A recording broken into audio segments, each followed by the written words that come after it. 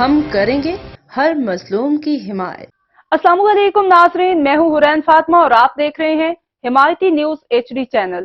نظر ڈالتے ہیں آج کی اہم خبر پر۔ تاج محمد کی رپورٹ۔ سکھن تھانے کی پولیس چوکی ریڑھی گوٹ انچارج جرائم پیشہ ناصر کا سہولت کار بن گیا۔ لال آباد ریڑھی گوٹ میں پولیس کی سرپرستی میں ناکلاس اراضی پر قبضوں کے بعد غیر قانونی تعمیرات، ایرانی ڈیزل منشیات سمیت گٹکا موا کھلم کھلا فروخت ہو رہا ہے۔ چوکی انچارج اعجاز بھٹی نے 2 راشی اہلکاروں سپاہی سکندر اور PC خدا بخش کو مکروہ دھندوں سے بیٹ جمع کرنے کے لیے مقرر کر رکھا ہے۔ چوکی انچارج ASI اعجاز بھٹی بالا پولیس بیٹ روم کے ذریعے لینڈ گریبر منشیات فروش اور گٹکا مافیا سے ہفتہ وار 4 لاکھ روپے سے زائد وصول کر رہا ہے۔ پولیس نے دھن کی چمک کے باعث ساحلی پٹی پر واقع شیطان چوک، کاسمانی پاڑے، لٹ بستی سمیت دیگر علاقوں میں منشیات کا نیٹ ورک چلانے والے یومیہ ہفتہ وار رشوت کی چھوٹ دی ہوئی ہے۔ ذرائع کا کہنا ہے کہ ریڑھی گوٹ میں خواتین اپنے مردوں کے ذریعے چرس اور آئس فروخت کرواتی ہیں۔ اس وقت ریڑھی گوٹ میں دج ایوب عرف بڈی اور سنجو نامی شخص منشیات اپنے دیگر کرندوں کے ذریعے فروخت کر رہے ہیں۔ سپاہی سکندر ہر منشیات فروش سے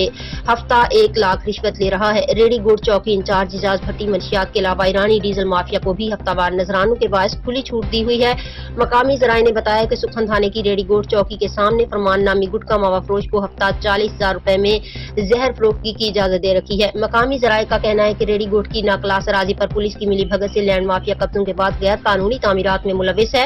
پولیس نے غیر قانونی تعمیرات کی پلاٹ 30,000 روپے مقرر کیے ہوئے ہیں۔ ناکلاس اراضی کے تمام تر معاملات خدا بخش دیکھ رہا ہے۔ ذرائع نے بتایا کہ چوکی انچارج اعجاز بھٹی کو DIG ایسٹ آفس کے بعد راشی افسران کی پشت پناہی حاصل ہے۔ ذرائع کا کہنا ہے کہ پولیس افسر مشتاق اور انور شیر نے ریڑھی گوٹ میں کئی منشیات فروشوں کو گرفتار کر کے جیل بھیج دیا تھا، لیکن نئے چوکی انچارج اعجاز بھٹی نے دونوں پولیس افسران کے لیے ریڑھی گوٹ کو نو گو ایریا بنا لیا۔